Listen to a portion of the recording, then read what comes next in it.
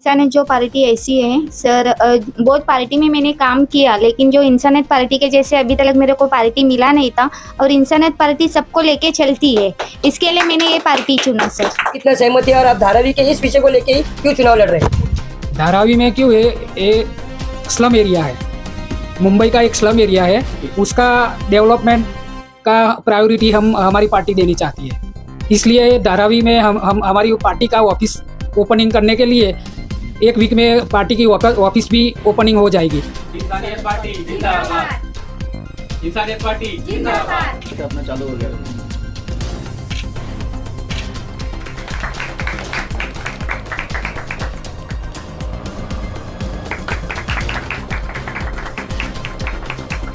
पता है इंसानियत पार्टी बहुत अच्छा परफॉर्मेंस करेगी इसमें इलेक्शंस में, क्योंकि हमारे यहाँ पे 6-7 पार्टी से गठबंधन हो चुका है।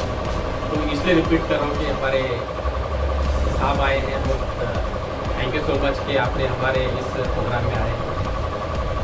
तो हमारा जो एक सबसे बड़ा एजेंडा यही है कि हम डोर टू डोर जाएँ, सबसे मिलें, सबसे बात करें, अपने पार्टी का प्रेजेंटेशन दें। तो हमारे जितने भी पदाधिकारी हैं, आपसे सबसे यही निवेदन है मेरी कि आप जितने भी आपके कनेक्टिव पीस है तो उनसे आप मुलाकात करें, उनसे बात करें कि हमारा जो एजेंडा है पार्टी का, हमारा एजेंडा है सबसे पहले कि हम एजुकेशन पे, बच्चों के एजुकेशन पे, मेडिकल्स पे, इस पे ज़्यादा हम फोकस करेंगे। जो हमारा आने वाला जो चुनाव है, जो हमारा एमएलए इलेक्शन हो या नगर से हो, तो एमएलए के अंदर हमारा पूरा महाराष्ट्र के अंदर हम 100 कैंडिडेट्स का पूरा हमारा गठबंधन के साथ में लड़ेंगे इस बार ये चुनाव में। तो इसके अंदर हमारे कई सारे कैंडिडेट्स भी यहाँ पे आए हैं। 2-3 कैंडिडेट तो इधर ही है हमारे, एक बैंड्रा से है और एक हमारे धारावी से है और एक साइन कोलीवाड़ा से है। मैं खुद परफॉर्मेंस करने वाला अणुशक्ति नगर से इस बार। तो इसी तरह और भी कोई आपके कनेक्टिविटीज़ रहेंगे या तो आपके कोई है इंटरेस्टेड है तो आप वेलकम है हमारे पार्टी में। किसी को कोई इसमें ये नहीं है और ये कोई ऐसा नीट एंड क्लीन पार्टी है, कोई ऐसा अपना संस्था नहीं है, इसमें कोई गुंजाइश नहीं है आपको, क्योंकि हाईकमान और हमारे राष्ट्रीय अध्यक्ष के उनके नेतृत्व में जो भी चलेगा आपको इन्फॉर्मेशन रहेगा। और हमारा पार्टी का वेबसाइट भी पूरा हो गया, ऑलमोस्ट सब पूरा कंप्लीट हो गया, तो उसमें डेवलपमेंट करेंगे। आपको जो भी हमारा पार्टी ज्वाइन करेंगे, जो मुद्दा बड़ा जो नेशनल लेवल्स पे जैसे है, मतलब अपना महाराष्ट्र लेवल पे जो पद लेंगे उनके लिए एक आईडीज़ भी हम लोग प्रोवाइड करेंगे, जैसे वेबसाइट्स भी आपको उसमें एडवर्ड करेंगे। आप जहाँ पे सोशल एक्टिविटीज़ करते हैं आप उसको प्रमोट कर सकते हैं। यूट्यूब चैनल है हमारा, अपना फेसबुक चैनल है। पर्सनली हमारा पूरा पार्टी का एक वेबसाइट हमने इंसानियत पार्टी का भी पूरा डेवलपमेंट चल रहा है उसमें, तो उसमें कई सारे हम लोग उसमें डोनेशन का भी ऑप्शन रखेंगे, काफ़ी सारी चीज़ें का उसमें डेवलपमेंट करेंगे। सोशल मीडिया है, प्रिंट मीडिया है और सोशल ग्राउंड लेवल पे है, हम सब इसमें वर्क करेंगे ये आने वाले चुनाव में। तो मेरा यही था कि सबसे आप लोगों से एक उम्मीद है कि आप ये लोगों को साथ दें इसमें सब। अगर आपके कोई कनेक्टिविटीज़ है तो हमसे कनेक्ट करें। यहाँ पे हमारा ब्रांच हो रहा है अभी, विदिन 5 to 10 डेज़ में हमारा ऑफिस भी स्टार्ट हो जाएगा। तो विन तक आप आ सकते हैं, तो सबके लिए वेलकम है हमारे लिए यहाँ पे। और ऐसे कोई सोशल एक्टिविटीज़ रहेंगे तो उसमें भी हमसे कनेक्ट करेंगे, तो हम उस पर भी कुछ हमारा योगदान रहेगा जो गवर्नमेंट के रूल्स रेगुलेशंस है, क्योंकि हमारे सारे LLB के हैं, लेबर लॉज है और पेशेंट्स है, पुलिस है, कई चीज़ें के हमारे यहाँ पे टीम्स हैं। यहाँ पे ये हमारे करीब में है, हमारे 2 टीम ऐसे हैं, राहुल साहब में हैं, तो बहुत अच्छा उनका परफॉर्मेंस है इसमें। तो इसी के साथ मैं एक छोटी सी अपनी बात खत्म करता हूँ। तो मैं उम्मीद करता हूँ कि आप लोग सभी मेरे साथ दें और आने वाले इलेक्शंस में हमें एक अच्छा परफॉर्मेंस करें। Thank you so much you very much. और मैं ये अभी नई जो पार्टी अपनी इंसानियत पार्टी जो है, इसमें मैं सर का भी अभी आए हैं, उनका स्वागत किया हूँ। और जितने भी आए हैं वो सब लोग स्वागत के लिए यहाँ पर आए हैं। और जो अपने यहाँ पर जो ऑफिस का ओपनिंग होने वाला है या 10-15 दिन में, तो वहाँ पर भी अपना ये सब जो जितने आए हैं वो वहाँ पर भी इससे ज़्यादा आए।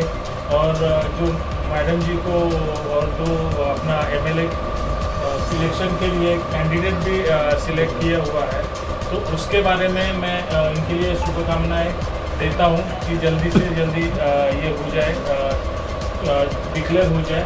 और आप लोगों को मेरी तरफ से आने वाले अच्छे दिनों के लिए काम करने के लिए और अच्छा सहयोग देने के लिए धन्यवाद। धारावी में इंसानियत पार्टी का स्वागत है, क्योंकि बहुत सारी पार्टी हमने सुनी होगी, आज एक नई पार्टी का ऐलान मतलब हुआ है, नए लोग यहाँ पर आ रहे थे, तो ये सोच कर आ रहे हैं कि धारावी में कुछ परिवर्तन होना चाहिए।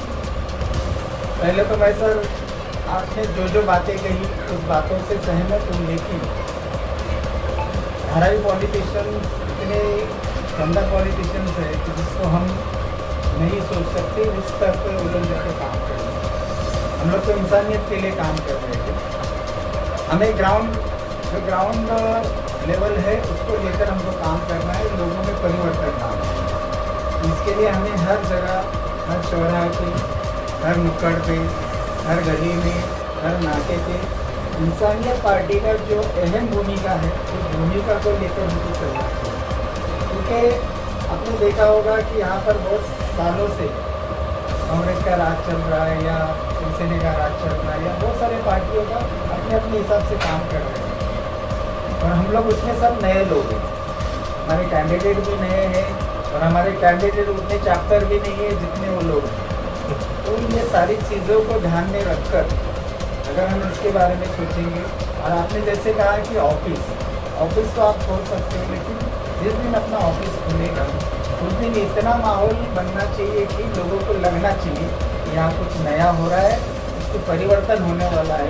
परिवर्तन को लेकर सामने वालों को थोड़ा डर होना चाहिए। डर अगर होगा तो ही हमारे साथ लोग आएंगे, वरना लोग तो उनके साथ 25 साल 40 साल से घूम रहे। कुछ तो चेंज होना चाहिए, इसलिए आप भी कोशिश कर रहे, हम लोग भी कोशिश कर रहे हैं, और हमारी कैंडिडेट तो हमारे घर की है, प्रकाश जी मेरे भाई जैसे हैं, हम उनके साथ मतलब दिल जान लगा के काम करेंगे, लेकिन बाकी जो माहौल है उसको बनाने की कोशिश इंसानियत पार्टी में करना जरूरी है। सर ने अभी बोला कि धारावी में हमें काम करना है, एजुकेशन के ऊपर काम करना है, और जो वादा आज आप कर रहे हैं तो उस पर आप कायम रहना चाहिए। क्योंकि अगर हमारी जो कैंडिडेट है आज आपके पक्ष में ज्वाइन होने के बाद में उनके पास अगर समझो मेरे जैसी कोई बंदी आए, या ये धारावी मॉल वगैरह तो बहुत स्लम एरिया है, यहाँ पे एजुकेशन की बहुत ज़रूरत है। बहुत सारे ऐसे बच्चे हैं जो होशियार है पर उनको एजुकेशन मिल नहीं पा रहा है। उस वक्त हम किसी पॉलिटिशियन के पास जाते हैं ना तो हमें मदद नहीं मिलती। और अगर हम किसी पार्टी को ज्वाइन कर रहे तो हमारा मकसद यही होता है कि हम आपसे जुड़ रहे हैं तो उनका काम होना चाहिए, तब जाके आपके पार्टी का नाम ऊपर होता है। अगर सिर्फ मुझे आपकी पार्टी ज्वाइन करनी है और लोगों का काम नहीं हो रहा है तो मुझे आपकी पार्टी ज्वाइन करके कोई मतलब नहीं है। सॉरी सर मैं बोल रही हूँ, पर मैं जो सच है वो बात में बोल। तो मैं चाहूँगी कि रेणुका जी जो मैडम खड़े रह रहे हैं उनके लिए हम हमारे सर हम सब सपोर्ट करेंगे, लेकिन उनको आपका सहयोग ज़्यादा रहना चाहिए। अगर आप उनको सहयोग करते हैं तो वो आगे बढ़ के काम करेंगे, और हम उनके पास ऐसे कई केसेस हम उनको देंगे कि जो वो आप तक लेके आए। तो ये मुझे आपसे कहना है कि सारे जो एजुकेशन है या रोज़गार है, जिनको काम धंधा नहीं है, गरीब महिलाएं, डॉक्टरों की सुविधा नहीं मिलती, ऐसे कई चीज़ों पर आप काम करें। Thank you sir. Renuka ji थोड़ा बोलिए, आप कैंडिडेट हैं, you can speak to your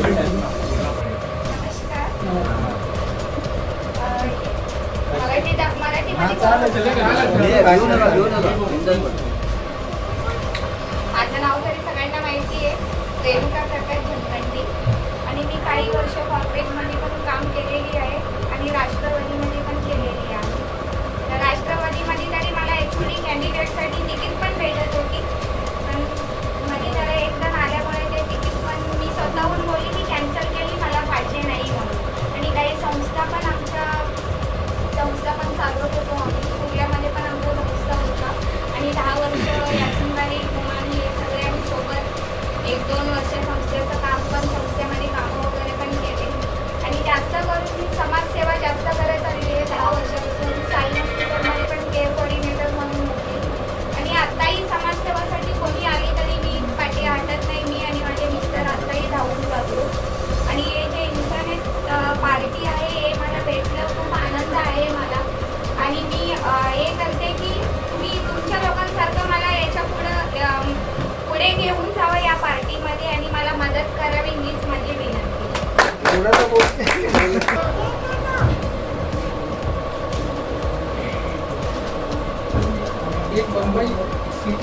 equal to 20 Gujarat की रेवेन्यू, गुजरात गवर्नमेंट की रेवेन्यू। एक बम्बई सिटी, जो बम्बई सिटी हमारे इंसानियत पार्टी के हाथ में आ जाए तो 20 गुजरात गवर्नमेंट की रेवेन्यू जनरेट होती है। लेकिन मेरा मकसद ये है कि चलो ये असेंबली इलेक्शन में तो हम 3-4 सीट निकालेंगे, लेकिन जो 1 साल के बाद आएगा चुनाव BMC, और इसमें हम कॉरपोरेटर निकालेंगे और हम गवर्नमेंट में थोड़ा भागीदारी पार्टनरशिप में बनाएंगे तो भी एक बम्बई सिटी की रेवेन्यू 20 गुजरात सरकार की, गुजरात गवर्नमेंट की रेवेन्यू इक्वल है भाई। तो एक Maharashtra state is equal to 30 Gujarat. तो आप समझो मैं महाराष्ट्र में क्यों आया, मैं गुजरात में भी चलाता हूँ। महाराष्ट्र में 3 सिटी है, बम्बई, पुणे और न्यू मुंबई। एक 5 ट्रिलियन का जो मोदी जी ने ड्रीम लिया है कि भाई हमारे भारत इंडिया 5 ट्रिलियन का इकोनॉमी बनाएगा, तो ये 3 सिटी बनाएंगे, पुणे, नवी मुंबई और तो इसलिए मैं महाराष्ट्र में क्यों ये पार्टी का डेवलपमेंट करना चाहता हूँ। और महाराष्ट्र में धारावी क्यों, तो एशिया की 1st नंबर की ये झुग्गी बस्ती वाला एरिया है। इधर एजुकेशन का प्रॉब्लम है, हेल्थ का प्रॉब्लम है, तो ये सॉल्यूशन होगा। क्योंकि मैं तो लो ग्रेजुएट, तो मैं लीगल रेमेडी उसका उपचार मैं बता दूंगा ना कि भाई ये सूट दाखिल करो, ये डिस्ट्रिक्ट कोर्ट में आप सुओ मोटो एप्लीकेशन करो, प्री लिटिगेशन एप्लीकेशन करो। कोई एडवोकेट की जरूरत नहीं है प्री लिटिगेशन एप्लीकेशन में। लिटिगेशन करना है तो एडवोकेट की सिग्नेचर की जरूरत है। प्री लिटिगेशन हम कर सकते हैं कि हमारे एरिया में ये प्रॉब्लम है, और सुओ मोटो एप्लीकेशन भी जज को कर सकते हैं, कोई एडवोकेट की जरूरत है। और मैं भी मैथमेटिक्स का मैं ट्यूशन करता हूँ गुजरात में, मैथमेटिक्स, केमिस्ट्री, फिजिक्स का मैं ट्यूशन करता हूँ गुजरात। तो इधर मैं धारावी में 3 दिन में सेवा दूंगा, सैटरडे संडे आऊँगा फॉलोअप करने के लिए। तो मैं मैथमेटिक्स है, फिजिक्स है, केमिस्ट्री, उसका मैं फ्री में कोचिंग करूँगा। ये ऑफिस का तो 30,000 रेंट देंगे हम, तो हम 2 घंटा का केमिस्ट्री का लेक्चर ले सकते हैं, मैथमेटिक्स का लेक्चर ले सकते हैं, यूपीएससी का हम स्टूडेंट को लेक्चर दे सकते हैं। हम फैकल्टी लाएंगे ना, रिटायर्ड IAS IPS को बोलेंगे कि भाई हम फ्री कोचिंग करेंगे, तो आप भी 1 घंटा फ्री में आप लेक्चर लेने के लिए आ सकते हैं, रिटायर्ड IAS IPS। तो पहले हम एजुकेशन पर फोकस करेंगे, ऐसा हम वर्क करेंगे तो हमारी पार्टी इंक्रीज होगी, बड़ी बनेगी। पर हम काम नहीं करेंगे और पार्टी बड़े बनाने के लिए तो नहीं होगी। और ये विडो वुमन के लिए हम ऑनलाइन फॉर्म का भी काम शुरू कर सकते हैं। विडो वुमन को जो ऑनलाइन उसका पेंशन का फॉर्म भरेगा, ऐसा हम थोड़ा सोशल एक्टिविटी तो करनी पड़ेगी, तो पार्टी बड़ी बढ़ेगी। तो बस ठीक है।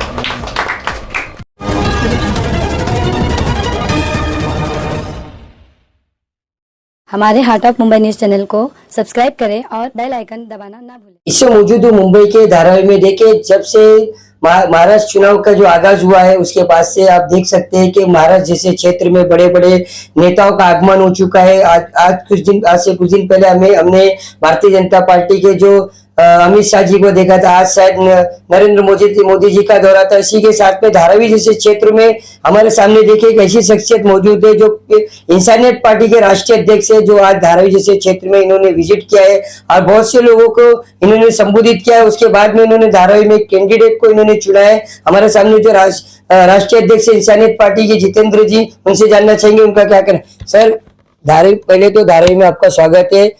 जब से धारावी जैसे क्षेत्र में डिक्लेयर हुआ है कि मुंबई में डिक्लेयर हुआ है कि विधानसभा चुनाव के बारे में पता चला है कि कुछ दिनों के अंदर आचार संहिता लागू होने वाली है, उसके बाद से नेताओं का आगमन होना शुरू हो चुका है महाराष्ट्र असेंबली में। आप भी गुजरात से आए हो, लेकिन ये जब आपकी पार्टी गुजरात में अच्छी तरीके से चली तो महाराष्ट्र को क्यों चुना आपने?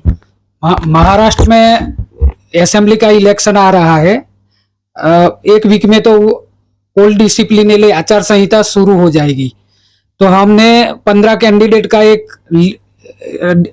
डिसीजन लिया है कि 15 कैंडिडेट का लिस्ट भी बन गया है हमारी पार्टी में। हमारी पार्टी में क्या है, ये धारावी का जो पुनर्वसन रिहेबिलिटेशन अच्छी तरह से नहीं हुआ तो हमारी पार्टी ये मुद्दे पे फाइट करेगी और हमारी पार्टी का कैंडिडेट को धारावी की वोटर जिता देंगे तो हम धारावी का डेवलपमेंट करेंगे। सर, आप धारावी के डेवलपमेंट के बारे में बात कर रहे हैं। धारावी के डेवलपमेंट के बारे में तो लोगों का ये कहना है कि सरकार भी इसके बारे में सोच नहीं रही है, इसका ब्लूप्रिंट नहीं दिखाया जा रहा है, इस वजह से विरोध हो रहा है। जो सत्ता में पहले थे आज वो लोग विरोध कर रहे हैं। भारतीय जनता पार्टी के माध्यम से अडानी ग्रुप ऑफ कंपनी को जो ये प्रोजेक्ट दिया गया उसके बारे में वो कहते हैं कि हमें इसके बारे में कुछ जानकारी नहीं। लोगों का कहना है कि हमें धारावी के लोगों को धारावी में जगह दे और 500 स्क्वायर फीट की जगह दे। कि इस बात पे कितना सहमत है और आप धारावी के इस विषय को लेके ही क्यों चुनाव लड़ रहे हैं? धारावी में क्यों है, ये स्लम एरिया है, मुंबई का एक स्लम एरिया है, उसका डेवलपमेंट का प्रायोरिटी हमारी पार्टी देनी चाहती है। इसलिए धारावी में हम हमारी पार्टी का ऑफिस ओपनिंग करने के लिए एक वीक में पार्टी की ऑफिस भी ओपनिंग हो जाएगी। लगभग कितने कैंडिडेट आप मुंबई जैसे क्षेत्र महाराष्ट्र में खड़े करने वाले हो? अभी तक कितने लोगों के साथ में आपका गठबंधन का चल रहा है? कितने लोगों ने आपको सहमति दी है कि वो गठबंधन हमारे साथ में है?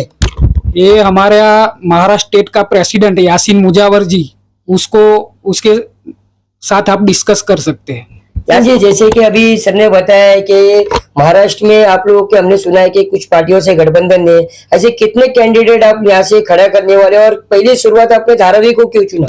देखो, धारावी में मैंने छोटे से बड़े हुआ है और यहाँ पे हमारा एक स्लम एरिया है, क्योंकि वो डेवलपमेंट नहीं हो रहा है। जो गलतियां कई सारी पॉलिटिशियन वाले के एक मुद्दे उठा के उसमें मतलब कैसा हिंदू मुस्लिम्स का करवा रहे हैं जैसे, और क्रिश्चियंस का है, तो ये सब पूरा कैसा जैसे इलेक्शन नजदीक आ रहे हैं, इस चीजों पे वो लोग घबरा रही है। पार्टी और के कई सारे पार्टी घबरा रही है, सरकार घबरा रही है कि भाई हमारी सत्ता चले जाएगी इसके अंदर से।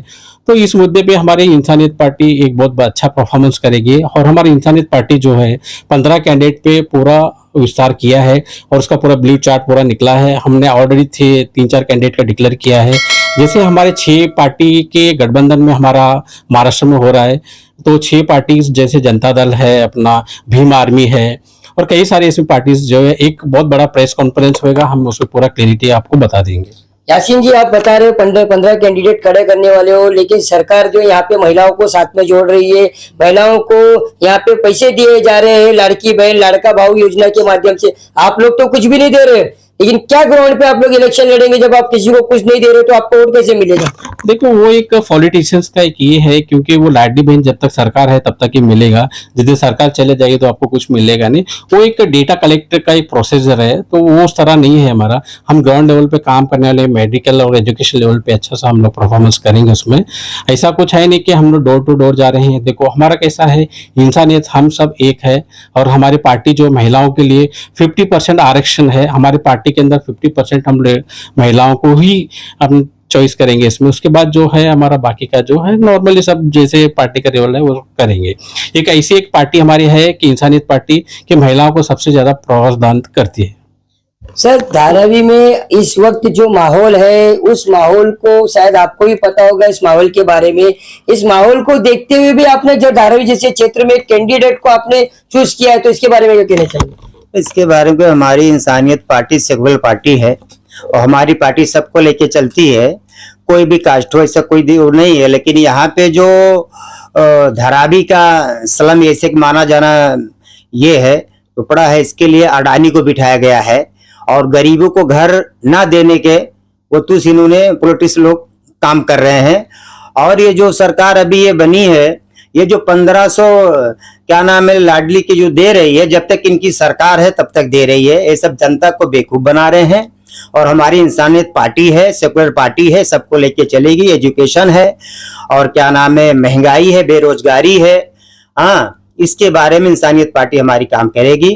और हमको ये जनता हमको चुन के लाती है तो उसके लिए हम काम करेंगे। तो क्या कहेंगे? जो भी भाई साहब बोले वो तो सब सही है, लेकिन हमारा जो ये धारावी स्लम एरिया है, इसमें सबसे बड़ा जो योगदान है हम लोग का, वो कारखाना, लेदर गुड्स हुआ और गारमेंट्स हुआ, ये सब का इंतजाम सरकार पहले करे तो ही तोड़ने मिलेगा, नहीं तो यहाँ तो बहुत मुश्किल हो जाएगा और बहुत आपस में झगड़े भी होंगे। अगर जो कारखाना सेटल हो गया, सबसे पहले तो रोजी रोटी होता है, और अडानी को दे या किसी को भी दे, हम लोग को तो पहला कारखाने का सेटअप करना चाहिए। वही लड़ाई चल रही है। उसके बाद है ना फिर घर का सोचेंगे। जो रेसिडेंस है उसको आप रहने के लिए दो, और जिसका है ना कारखाने है, कॉमर्शियल है, उसका सबसे पहला प्रबंध। ये लोग, हम लोग कभी बाहर नहीं जाएंगे, हम लोग यहीं है ना पैदा हुए, यहीं बड़े। अभी देखो कचरा अभी भी घूमता है, कोई बीएमसी वाला है ना उठाता नहीं है, लेकिन हम लोग इससे भी ज्यादा कचड़े में रह करके जिए हैं। हम लोग यहाँ है ना खेले धूपे, उसके बाद भी है ना हम लोग यही पसंद करेंगे। हम लोग को अच्छा है कि जो भी सरकार आए, और हमारी पार्टी अभी इंसानियत पार्टी आई है, इसमें हमको अच्छा आश्वासन दिया कि हम लोग भी अगर 1-2 सीट लेकर के आ गए ना, तो हम लोग हमें सिर्फ इसी पे काम करेंगे। तो इसलिए हम लोग सपोर्ट कर रहे हैं, और इसमें हम लोग जुड़ भी रहे हैं और मेहनत भी कर रहे हैं, और इंशाल्लाह हम लोग है ना इंसानियत पार्टी को अच्छे से सपोर्ट कर रहे हैं, तो जिता के भी लाएंगे।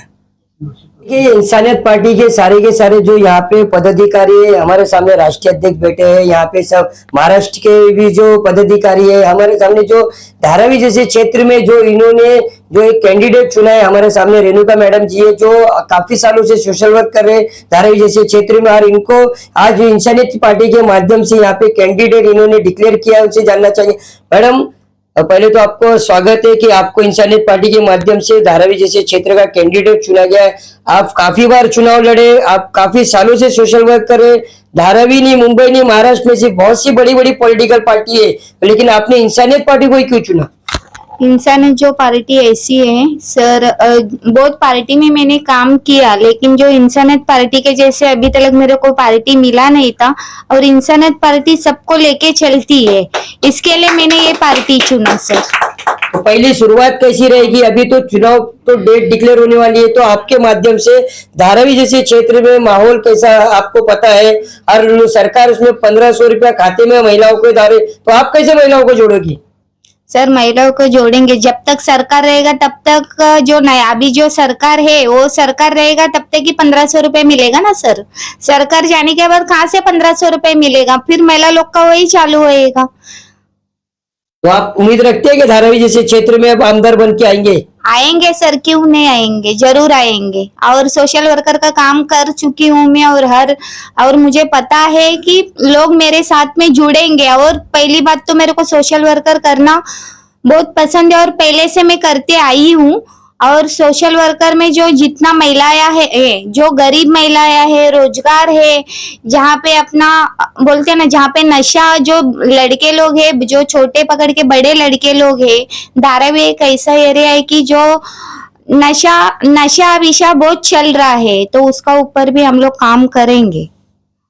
इंसानियत पार्टी के जो नवनिर्वाचित पदाधिकारी, जिनको आज धारावी जैसे क्षेत्र से यहाँ पे कैंडिडेट डिक्लेयर किया गया जितेंद्र जी के माध्यम से, ये सारे के सारे लोग हैं जो इन्होंने जो इनके ऊपर भरोसा जताया है, धारावी जैसे क्षेत्र से इनको कैंडिडेट डिक्लेयर किया। काफी सालों से ये सोशल वर्क कर रहे हैं और काफी बार इलेक्शन भी लड़ चुके हैं, लेकिन इस बार जो इन्होंने कहा है कि मैं लड़ूंगी और जीतूंगी, इनके माध्यम से आज सर सारी बातें तो हो गई, यहाँ से मैसेज क्या देना चाहिए? शनिवार को तो हमने सुबह से हमारी एक मीटिंग चल रही थी, महाराष्ट्र का जो इंसानियत पार्टी का स्टेट ऑफिस फेरियर का हमने नियुक्त ऑर्डर कर दिया, दे दिया उसको। लगभग मुंबई में कितने दिन है आप?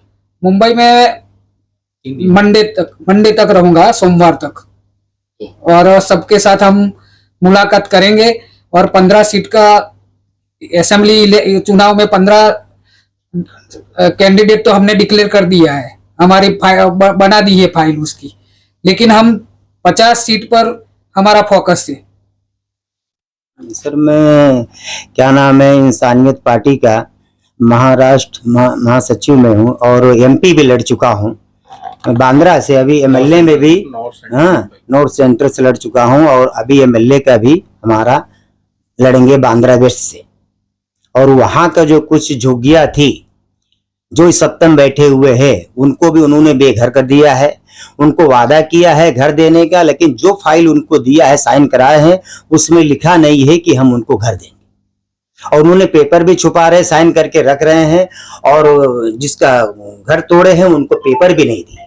हमारा ये है इंसानियत पार्टी सेकुलर पार्टी है और हम कोशिश करेंगे कि क्या नाम है हमारा इंसानियत पार्टी वह हम जो जनता हमको चुन के लाती है तो हम उन्हीं उनको घर बना के देंगे जो एसआरए का रूल है। इंसानियत पार्टी के जो पदाधिकारी है आप देख सकते हैं धारावी जैसे क्षेत्र में रेणुका जी कैंडिडेट है और हमारे सामने बांद्रा वेस्ट के भी कैंडिडेट यहाँ पे इंसानियत पार्टी के बैठे हैं जो इससे पहले भी एमपी का चुनाव लड़ चुके हैं और फिर इच्छुक रख रहे हैं कि बांद्रा जैसे क्षेत्र में फिर से ये चुनाव लड़ना चाहते हैं। अब इन्होंने तो सारी बातें बता दी, इनके राष्ट्रीय अध्यक्ष ने भी बताया है कि हम कितनी सीट पे यहाँ पे लड़ने के लिए इच्छा रखते हैं। अब आने वाले समय में कैसे इनकी कोर कमेटी बैठेगी, कैसे इसके बारे में डिक्लेयर किया जाएगा कि इनको कितनी सीट देना है और कैसे आने वाले समय में धारावी मुंबई महाराष्ट्र में जैसे क्षेत्र से इनकी सीटें आएगी और कैसे इनके कैंडिडेट आगे कंटेंट करके जीत के आएंगे, इस पर नजर बनेगी। जब तक के लिए धन्यवाद।